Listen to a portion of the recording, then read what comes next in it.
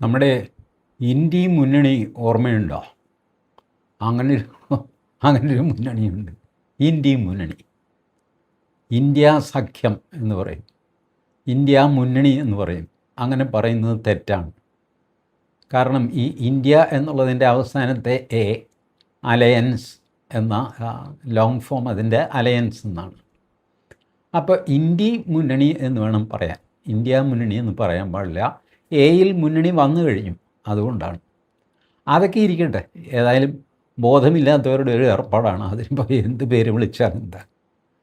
വാസ്തവത്തിൽ അവർ കൂടിയത് തമ്മിൽ കെട്ടിപ്പിടിച്ച് കരയാൻ വേണ്ടിയിട്ടാണ്. തോറ്റ് തുന്നമ്പാടി ആകെ നാശഭൂഷമായി.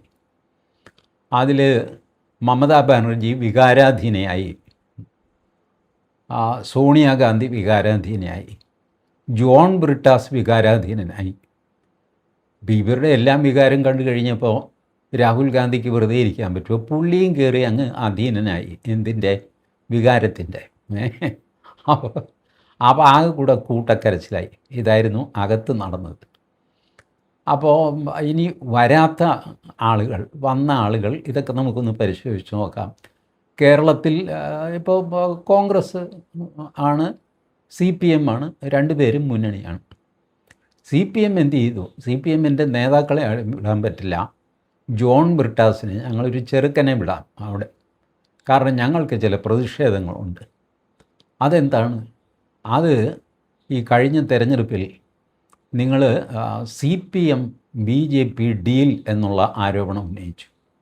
അതിൽ പ്രതിഷേധിച്ച് ഞങ്ങൾ സീനിയേഴ്സ് ആരും വരുന്നില്ല. ആരാണാവോ ഈ സീനിയേഴ്സ്? ആകെ പിണറായി വിജയനെ ബാക്കിയുള്ളൂ. പിന്നെ അപ്പോൾ അതുകൊണ്ട് ഞങ്ങൾ ജൂനിയറായ ജോൺ ബ്രിട്ടാസിനെ വിടുന്നു. അയാൾ ഞങ്ങളുടെ പ്രതിഷേധം രേഖപ്പെടുത്തും. പ്രതിഷേധമൊന്നും ബ്രിട്ടാസ് രേഖപ്പെടുത്തിയില്ല. ബ്രിട്ടാസ് കരഞ്ഞു. ബ്രിട്ടാസ് പറഞ്ഞു, എന്നാലും ഞങ്ങളോട് ഇത് ചെയ്തതിൽ ചങ്കിക്കൊള്ളുന്ന വർത്തമാനമല്ലേ നിങ്ങൾ പറഞ്ഞത് കോൺഗ്രസ്സുകാർ? ഞങ്ങളും BJPയും തമ്മിൽ ഡീലാണെന്ന് പറഞ്ഞു കളഞ്ഞില്ലേ ചേട്ടാ എന്നൊക്കെ പറഞ്ഞു. മല്ലികാർജ്ജുൻ ഖാർഗെ പറഞ്ഞു, എൻ്റെ പൊന്നു ചെറുക്കാൻ വെറുതെ കരയാതെ നമുക്ക് എന്തെങ്കിലും സമാധാനം ഉണ്ടാക്കാം. തെരഞ്ഞെടുപ്പാകുമ്പോൾ അങ്ങനെ ഒന്നും രണ്ടും ഒക്കെ പറഞ്ഞു തന്നിരിക്കും. രാഹുൽ ഗാന്ധിയെ ആശ്വസിപ്പിച്ചു, ബ്രിട്ടാസെ നീ ഒന്നുകൊണ്ട് വിഷമിക്കേണ്ട, ഞാൻ നിൻ്റെ കൂടെ തന്നെയുണ്ട്. മനസ്സിലായോ? ഇതൊക്കെ തെരഞ്ഞെടുപ്പിലെ ഓരോ നമ്പറില്ലാണ്. അല്ല, എന്നാലും അത് പ്രയാസമായി പോയി ചേട്ടാ എന്ന് പറഞ്ഞു. അത് കേരളത്തിലെ കോൺഗ്രസ്സുകാരെന്നോട് പറഞ്ഞതാണ് ഇത് തട്ടിവിടാൻ. ഞാനവിടെ വന്ന് അത് തട്ടിവിട്ടു. എനിക്കറിയാമോ നിങ്ങളെ ഇത് പ്രയാസത്തിലാകും, നിങ്ങൾ കരയും എന്നറിഞ്ഞിരുന്നെങ്കിൽ ഞാൻ അത് പറയില്ലായിരുന്നു. ഇപ്പോൾ പറഞ്ഞു പോയില്ലേ? അപ്പോൾ തെരഞ്ഞെടുപ്പും തോറ്റു. അല്ല, അതിന് ചേട്ടൻ ജയിച്ചില്ലേ? നീ തോറ്റു, ഞാൻ ജയിച്ചു. ഇതൊക്കെ ഇങ്ങനെ മാറിയും മറിഞ്ഞും ഒക്കെ ഇരിക്കും. കഴിഞ്ഞ തവണ നീയല്ലേ ജയിച്ചത്, ഞാൻ തോറ്റില്ലേ എന്നൊക്കെ പറഞ്ഞ് ബ്രിട്ടാസിനെ ഒരു കണക്കിന് 2 മുട്ടായിയൊക്കെ കൊടുത്ത് സമാധാനിപ്പിച്ച് ഇരുത്തി. മമതാ ബാനർജിയോട് ചോദിച്ചു, അല്ല ചേച്ചി എന്തിനാണ് കരയുന്നത്? എന്നെ ചേച്ചി എന്ന് വിളിക്കുന്നോളാം, എനിക്കത്ര പ്രായമൊന്നും ആയിട്ടില്ല.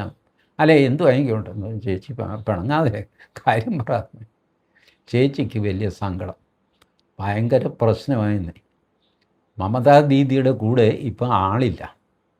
അവർ ഡൽഹിയിൽ വന്നിട്ട് അവരുടെ MP-മാരുടെ യോഗം വിളിച്ചു കൂട്ടി. 28 ലോക്സഭാ MP-മാരുണ്ട്. രാജ്യസഭയിൽ 10-16 മറ്റോ ഉണ്ട്. ഇതിൽ ആകെ 2 MP-മാരാണ് മമതാ ബാനർജിയെ കാണാൻ വന്നത്. ബാക്കി ഒരു മനുഷ്യൻ തിരിഞ്ഞു നോക്കിയില്ല എന്ന് മാത്രമല്ല, മമതാ ബാനർജി ഇന്ത്യ മുന്നണി യോഗത്തിൽ പങ്കെടുക്കുന്ന സമയത്ത് തന്നെ അവരുടെ ലോക്സഭയിലെ 28-ലെ 20 MP-മാർ കൂറുമാറാൻ തീരുമാനിച്ചു. അവരാണ് ഭൂരിപക്ഷം. അവർ ഇതിലെ കേന്ദ്ര മന്ത്രിസഭയിൽ ഒരു മന്ത്രിയെ പോയി കണ്ടു. അവിടെ അടുത്ത് തന്നെ താമസിക്കുന്നൊരു മന്ത്രി, അധികം ദൂരെയില്ല. ഇവരുടെ ഇന്ത്യ മുന്നണി യോഗം കോൺസ്റ്റിറ്റ്യൂഷൻ ക്ലബ്ബിലായിരുന്നു. മന്ത്രിയുടെ വീട് അവിടെ നിന്ന് ഒരു 5 മിനിറ്റ് നടന്നാൽ മതി, അവിടെയാണ്. അവിടെ ഈ ആൾക്കാർ പോയിട്ട് ഞങ്ങൾ BJPയിൽ ചേരാൻ തയ്യാറാണെന്ന് പറഞ്ഞു. ആ മനുഷ്യൻ പേടിച്ചു പോയി. പുള്ളി പറഞ്ഞു, നിങ്ങളൊക്കെ BJP ചേർന്ന് കഴിഞ്ഞാൽ പിന്നെ ഞങ്ങൾ എന്ത് ചെയ്യും? അതാണ് പുള്ളിയുടെ പ്രയാസം. എല്ലാവരും കൂടെ അലച്ച് തല്ലി BJPക്കകത്ത് വന്നു കഴിഞ്ഞാൽ അതിനകത്ത് ഒറിജിനൽ BJPക്കാരനിരിക്കുന്നവൻ അടുക്കളപ്പുറത്തൂടെ ഇറങ്ങി ഓടേണ്ടി വരുമല്ലോ. അത് പ്രയാസമാണ്. BJP അവസാനം അമിത്ഷായൊക്കെ ഇടപെട്ടിട്ട് നോ എൻട്രി എന്ന് പറഞ്ഞൊരു ബോർഡ് വെച്ചിരിക്കുക. ഇപ്പോൾ പുതിയ ആളുകളെ എടുക്കുന്നില്ല. ചേട്ടാ ഞാൻ ലോക്സഭ MP ആണ്, എന്താണെങ്കിലും ശരി പുതിയ ആളുകളെ ഞങ്ങൾ എടുക്കുന്നില്ല. കാരണം സുവേന്ദു അധികാരി പറഞ്ഞു ഇവന്മാരെ എല്ലാം എടുത്തിട്ടേ ഇത് BJP എന്ന് പറയുന്നത് വേറൊരു TMC ആയിട്ട് മാറും. ആ 28-ൽ 20 MP വരിക, പിന്നെ അവിടെ കൽക്കട്ടയിൽ അവരുടെ നിയമസഭയിൽ 80 പേരിൽ 60 പേരും BJPയിൽ ഇപ്പം ചേർന്ന് കളയെന്ന് പറഞ്ഞ് നിൽക്കുക. എന്തു ചെയ്യും? ഇതിനെയൊക്കെ എടുത്തു കഴിഞ്ഞാൽ പിന്നെ BJP വേറൊരു TMC ആയിട്ട് മാറും. നാട്ടുകാർ പറയും ഈ ഗുണ്ടകളെയൊക്കെ ഞങ്ങൾ ഇവന്മാരെയൊക്കെ തോപ്പിച്ച് കഴിഞ്ഞപ്പോൾ നിങ്ങൾ ഇവരെ എടുത്ത് നേതാക്കന്മാരാക്കുന്നു എന്ന് ചോദിക്കുമല്ലോ. ന്യായമല്ലേ സുവേന്ദു അധികാരിയുടെ പോയിൻ്റല്ലേ അത്? അപ്പോൾ അതുകൊണ്ട് BJP പറഞ്ഞു TMCification of BJP is not going to happen. അതാരും മോഹിക്കേണ്ട. പാർട്ടി വിടുന്നതൊക്കെ കൊള്ളാം, നിങ്ങൾ സെപ്പറേറ്റ് ബ്ലോക്കായിട്ടിരിക്കുകയോ അല്ലെങ്കിൽ നിങ്ങളാണ് പാർട്ടി എന്ന് ക്ലെയിം ചെയ്യുകയോ. ഈ 2 MLA-മാർ MP-മാരൊക്കെ ഉണ്ടെങ്കിൽ അതാണ് ഒറിജിനൽ പാർട്ടി. മമതാ ബാനർജിയുടെ പാർട്ടി കള്ള പാർട്ടി. അങ്ങനത്തെ ഒരു സിറ്റുവേഷൻ വരും. മറ്റേ രാഘവ് ചഡ്ഡയൊക്കെ കൂടെ പോയി കഴിഞ്ഞപ്പോൾ ആപ്പിന് സംഭവിച്ചില്ലേ, അതുപോലെ.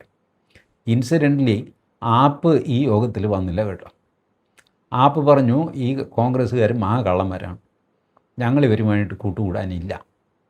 ഇവർ ഡൽഹിയിൽ ഞങ്ങളെ പുറകിൽ നിന്ന് കുത്തി, പഞ്ചാബിൽ ഞങ്ങളുമായിട്ട് ഒത്തുപോയില്ല, ഇവരെ ഒട്ടും ശരിയല്ല കോൺഗ്രസ് എന്ന് പറഞ്ഞിട്ട് ഈ കേജ്രിവാൾ കുറേ ചീത്തയൊക്കെ പറഞ്ഞു.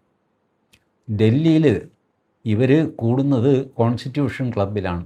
റഫി മാർഗ് എന്ന് പറഞ്ഞ റോഡുണ്ട്, അതിൻ്റെ അരികിലുള്ള ഒരു MP-മാർ MLA-മാരൊക്കെ കൂടെയുള്ളൊരു ക്ലബ്ബാണ് കോൺസ്റ്റിറ്റ്യൂഷൻ ക്ലബ്ബ്.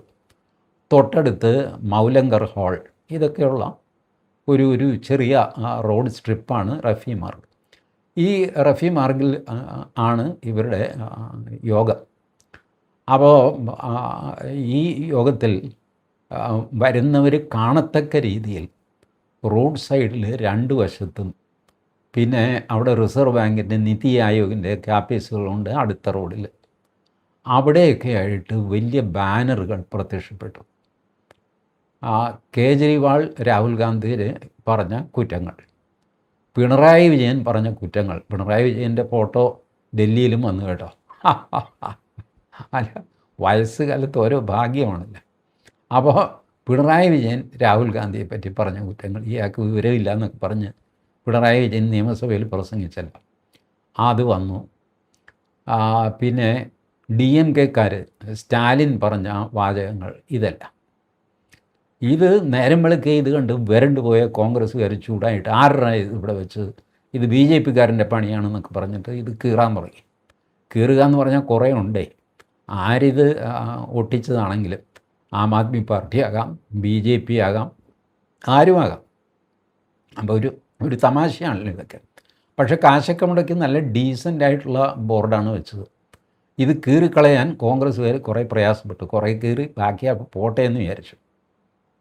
ഇങ്ങനെയൊക്കെയാണ് യോഗം നടന്നത്. പിന്നെ യോഗത്തിൽ ശാന്തസ്വരൂപികളായിട്ട് നമ്മളുടെ പാണക്കാട് തങ്ങൾ, കുഞ്ഞാലിക്കുട്ടി, ഇയാൾ RJDയുടെ നേതാവ്, ഇവരൊക്കെ ഇങ്ങനെ സൈലൻ്റായിട്ട് ഇരുന്നു. മുഫ്തിയുടെ മകൾ മെഹബൂബ മുഫ്തി, അവരൊക്കെ ഉണ്ടായിരുന്നു. അപ്പോൾ ഇങ്ങനെ സൈലൻറ്റ് പാർട്ട്നേഴ്സ് കുറച്ച് പേര്. ഇത് കഴിഞ്ഞ് വരാത്ത ഒരാൾ TVKയുടെ വിജയാണ്. ആ TVK വിളിച്ചില്ല ചേട്ടൻ, TVK വിളിച്ചില്ല. അതൊരുമാതിരി പോക്കണം കേടായിപ്പോയല്ലോ. അല്ല, TVK വിളിക്കാത്തത് അവർക്ക് ലോക്സഭയിലോ രാജ്യസഭയിലോ അംഗത്വമില്ല, അതുകൊണ്ടാണ് വിളിക്കാത്തത്. അല്ലെങ്കിൽ ഞങ്ങൾ വിളിച്ചേനെ. വലിയ കാര്യമാണ്.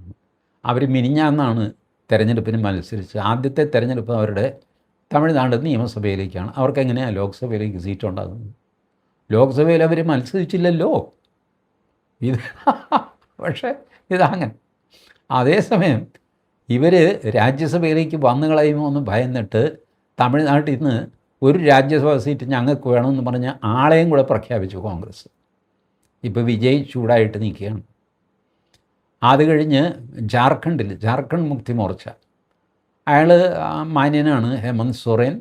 ഇവരുടെ കൂടെ വരും എന്നൊക്കെ വിചാരിച്ചിരുന്നു. ഇന്ത്യ മുന്നണി യോഗത്തിൽ വരാമെന്ന് അയാൾ പറഞ്ഞതാണ്. കോൺഗ്രസ് അവിടെയും ഒരു പാര വെച്ചു. 2 സീറ്റാണ് അവിടെ നിന്ന് രാജ്യസഭയിലേക്കുള്ളത്. ഇപ്പോൾ ജൂൺ 18 മറ്റുമാണ് തെരഞ്ഞെടുപ്പ്. അപ്പോൾ അതിലൊരെണ്ണം ഞങ്ങൾക്ക് വേണമെന്ന് പറയുകയല്ല, പറഞ്ഞത് മാത്രമല്ല ഒരു സ്ഥാനാർത്ഥിയെ ഇവരങ്ങ് തീരുമാനിച്ച് അനൗൺസ് ചെയ്തു കോൺഗ്രസ്. അയാൾക്ക് ചൊറിഞ്ഞു. അയാളോടും കൂടെ ഒന്ന് ആലോചിച്ചിട്ട് വേണ്ട ഇതൊക്കെ ചെയ്യാൻ. ഇല്ല, കോൺഗ്രസ് ഏകപക്ഷീയമായിട്ടങ്ങ് പ്രഖ്യാപിച്ചു. അതോടെ അയാൾ പറഞ്ഞു, ഞാൻ യോഗത്തിന് വരുന്നില്ല, എൻ്റെ ഒരു ഭൃത്യനെ വിടാം എന്ന് പറഞ്ഞു. പുള്ളിയുടെ ഒരു ഭൃത്യൻ വന്നു, ഒന്നും മിണ്ടാതെ അവിടെ ഇരുന്നു പോയി. ഇതൊക്കെ കഴിഞ്ഞ് ഒരു 3 മണിയായപ്പോൾ നമ്മുടെ മല്ലികാർജുൻ ഖർഗെ പത്രക്കാരെ കാണാനായിട്ട് വന്നു. ഒരു വശത്ത് രാഹുൽ ഗാന്ധി, മറുവശത്ത് വേറെ ആരണ്ടൊക്കെ ഇരിപ്പുണ്ട്. അപ്പം ഞാൻ വിചാരിച്ചത് ഇന്ത്യ മുന്നണിയുടെ ആദ്യത്തെ യോഗവും സംഗതിയൊക്കെ അല്ലേ, കുറേ കാലം ഇത് പൂട്ടിക്കിടക്കായിരുന്നു ഈ കറക്ക് കമ്പനി. രണ്ടാമത് പുനരുജ്ജീവിപ്പിച്ച സ്ഥിതിക്ക് ഏതെങ്കിലും ജെൻസി പാറ്റ ആരെങ്കിലും ആയിരിക്കും ഈ പത്രസമ്മേളനം നടത്തുന്നത്. രാഹുൽ ഗാന്ധി പോലും ഒരക്ഷരം മിണ്ടിയില്ല. മല്ലികാർജുൻ ഖർഗെ പറഞ്ഞു, ഞങ്ങൾ തീരുമാനിച്ചിരിക്കുന്നത് SIR പ്രശ്നത്തിൽ സുപ്രീം കോടതിക്ക് ഒരു കത്ത് കൊടുക്കാനാണ്. SIR പ്രശ്നത്തിൽ ഇനി എന്ത് കത്ത്? SIR എല്ലാം കഴിഞ്ഞു. അതിൻ്റെ പരാതികൾ എന്തോ നോക്കാനായിട്ട് ഒരു ട്രിബ്യൂണലോ മറ്റോ വെച്ചിട്ടുണ്ട്. വേറെ എന്താ ഇനി SIR പ്രശ്നം? SIRൽ ഏറ്റവും അധികം ആളുകളെ വോട്ടർ പട്ടികയിൽ നിന്ന് പുറത്താക്കിയത് തമിഴ്നാട്ടിലാണ്, ബംഗാളിലല്ല. തമിഴ്നാട്ടിൽ 1 കോടിയോ മറ്റോ പുറത്താക്കി. ബംഗാളിൽ അത്രയില്ല, 92 ലക്ഷം. അതിൽ 62 തിരിച്ചാക്കി. ബാക്കി 10-30 ലക്ഷമാണ് അവിടെ പോയിരിക്കുന്നത്. ഇവിടെ 1 കോടി പോയി. എന്നിട്ട് സ്റ്റാലിനൊന്നും മിണ്ടുന്നില്ല.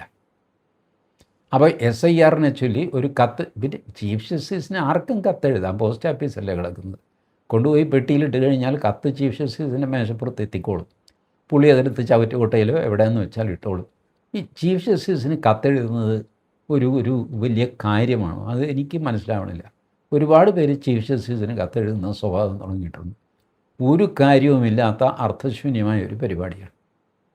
ചുരുക്കി പറഞ്ഞ് ഇവരെല്ലാം കൂടെ കൂട്ടക്കരച്ചിലൊക്കെ കഴിഞ്ഞിട്ട് ഈ അനൗൺസ്മെൻറ്റ് നടത്തി SIRന് കത്തയക്കും. പിന്നെ ഈ 2 മാസം കൂടുമ്പോൾ ഞങ്ങൾ കൂടും. ആദ്യം പുള്ളി ഓഗസ്റ്റ് 8-നാണ് കൂടാൻ പോകുന്നതെന്ന് പറഞ്ഞു. പിന്നെ പറഞ്ഞു, ആരോ ചെവിയിൽ ഓതിയെന്ന് തോന്നുന്നു. പിന്നെ പറഞ്ഞു, അല്ല ഡേറ്റൊന്നും ഞാൻ പറയുന്നില്ല, പക്ഷേ ഓഗസ്റ്റ് മാസത്തിൽ ഞങ്ങൾ കൂടും എന്നൊക്കെ പറഞ്ഞ് പിരിഞ്ഞു. മമതാ ബാനർജി എന്ത് ചെയ്യണമെന്നറിയാതെ സോണിയാഗാന്ധിയെ കെട്ടിപ്പിടിച്ച് കരയുകയൊക്കെ ചെയ്തു കേട്ടോ. അമ്മച്ചിമാരും 2 പേരും കൂടെ കരയുന്ന സീൻ ഭയങ്കരമായിരുന്നു. മുഖം കാണാതെ ക്യാമറാമാന്മാർ അവർ കോൺഗ്രസിൻ്റെ ഇതുപോലത്തെ സീനൊക്കെ വന്നു കഴിയുമ്പോൾ ക്യാമറക്കാരൻ അവൻ്റെ സകലവിധം മര്യാദകളും പുറത്തെടുക്കും. അതല്ല, നമ്മളാരെങ്കിലുമാണ് കരയുന്നതെങ്കിൽ അത് മുഴുവൻ എന്നൊക്കെ പറഞ്ഞ് നമ്മൾ കരയുന്നത് അത് കാണിക്കും. ഇവർ മാന്യത്തികളായതുകൊണ്ട് ഇവർ കരയുന്നത് കാണിച്ചില്ല, പക്ഷേ കെട്ടിപ്പിടിച്ച് നിപ്പുണ്ട് അമ്മച്ചിയും കൂടെ. എന്ത് ചെയ്യാൻ? സോണിയാഗാന്ധി ചോദിച്ചു കാണും, എടീ നീയല്ലേ വേണ്ടാത്ത ചീത്ത മുഴുവൻ കോൺഗ്രസിനെ വിളിച്ചത്? എൻ്റെ ചേച്ചി, എനിക്കതൊന്നും ഓർമ്മയില്ല. ഞാൻ 7 ദിവസമായി ആഹാരം കഴിച്ചിട്ട്. എന്നാൽ വല്ല കഞ്ഞിയും കുടിക്കാമെന്നൊക്കെ പറഞ്ഞ് ഇവർ 2 പേരും കൂടെ പോയി. നമ്മുടെ ഖഡ്ഗെ പത്രസമ്മേളനം കഴിഞ്ഞിട്ട് പത്രക്കാർ കുറേ ചോദ്യം, ഗ്വാൻ ബഹളം. ഒരക്ഷരം പറയാതെ ഖഡ്ഗെ പതുക്കെ, പുള്ളിക്ക് വളരെ പതുക്കെ പോകാൻ പറ്റുമോ, വൈക്കോൽ തുറു പോലത്തെ ആ ശരീരമൊക്കെ ഇളക്കിക്കൊണ്ട് പോകണ്ടേ. അപ്പോൾ അതുമൊക്കെ ആയിട്ട് പുള്ളി സ്ഥലം വിട്ടു. അങ്ങനെ ഇന്ത്യ മുന്നണിയുടെ ഇന്നത്തെ യോഗം കരയോഗമായിട്ട് അവസാനിച്ചു. ഞാനിത് പറയാൻ കാര്യം എന്താണെന്ന് വെച്ചാൽ, നമ്മളുടെ മലയാളത്തിലെ മാധ്യമങ്ങളിൽ ഭൂരിഭാഗം, ഒരുപക്ഷെ ജനൻ TV ഒഴിച്ച് എല്ലാവരും ആകാംക്ഷയോടെ കാത്തിരുന്നതാണ് ഇന്ത്യ മുന്നണി യോഗം. പാറ്റയോ പൊളിഞ്ഞു.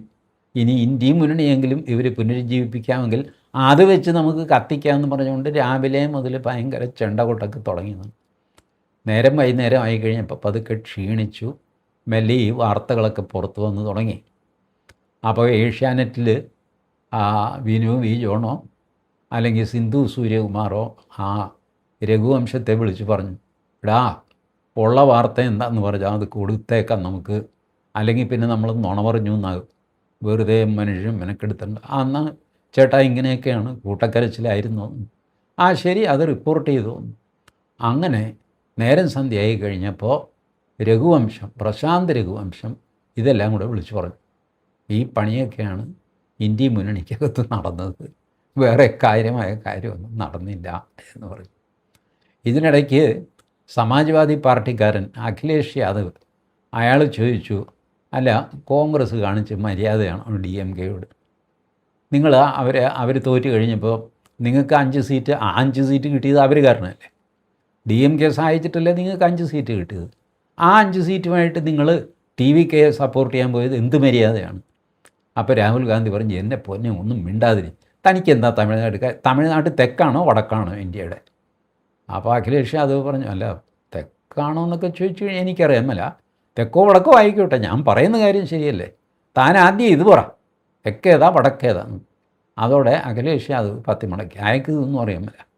അയാൾ ഉത്തർപ്രദേശിൽ കിടന്ന് ഈ കളി കളിക്കുന്നതല്ലാതെ മദ്രാസ് എവിടെയാണെന്നോ തമിഴ്നാട് എവിടെയാണെന്നോ കേരളം ഉണ്ടോയെന്നോ ഒന്നും ഈ കക്ഷികൾക്കൊന്നും അറിയില്ല. ഇവരൊക്കെ അവിടുത്തെ ഉസ്താദുമാരാണ്, അല്ലാതെ ഇങ്ങോട്ടൊന്നും ഒരു വിവരം അവർക്കില്ല. ചുമ്മാ ഒരു ഉടക്കെടുത്തിട്ട് കോൺഗ്രസിനെ കുഴപ്പത്തിലാക്കാൻ. പക്ഷേ അയാൾ പറഞ്ഞത് നേരാണ് കേട്ടോ. കോൺഗ്രസ് അങ്ങനെ ഒരു ചതി ഡി എം കെയോട് ചെയ്യാൻ പറ്റില്ല. അതുകൊണ്ട് ഡി എം കെ ഇന്ത്യ മുന്നണിയിൽ വരില്ല എന്ന് പറഞ്ഞു, വന്നുമില്ല. അവർ ലോക്സഭയിൽ സെപ്പറേറ്റ് ബ്ലോക്കായിട്ടിരിക്കുമെന്ന് പറഞ്ഞു, ബ്ലോക്കായിട്ടിരിക്കുന്നു. ആ ഡി എം കെയെ കണ്ടിട്ടാണ് ഇവിടെ നമ്മളുടെ CPI ബിനോയ് വിശ്വം ഒക്കെ പറയുന്നത്, ഞങ്ങൾ സെപ്പറേറ്റ് ബ്ലോക്കായിട്ടിരിക്കാൻ പോവാണ്. ഇരുന്നോ, അതിലെന്താ, സെപ്പറേറ്റ് ബ്ലോക്കെങ്കിൽ സെപ്പറേറ്റ് ബ്ലോക്കായിട്ട് അവിടെ ഇരിക്കും, പ്രത്യേകിച്ച് പ്രയോജനമൊന്നുമില്ല. പക്ഷേ ഡി എം കെ അങ്ങനെയല്ല. ഡി എം കെ സെപ്പറേറ്റ് ബ്ലോക്കാകുന്നു എന്ന് പറഞ്ഞു കഴിഞ്ഞാൽ അത് NDAയെ സപ്പോർട്ട് ചെയ്യാൻ പോകുന്നു എന്നൊരർത്ഥം അതിനകത്തുണ്ട്. അത്യാവശ്യം വന്നു കഴിഞ്ഞാൽ ഞങ്ങൾ NDAയെ സപ്പോർട്ട് ചെയ്യും എന്ന് ഡി എം കെ പറയുകയും ചെയ്തിട്ടുണ്ട്.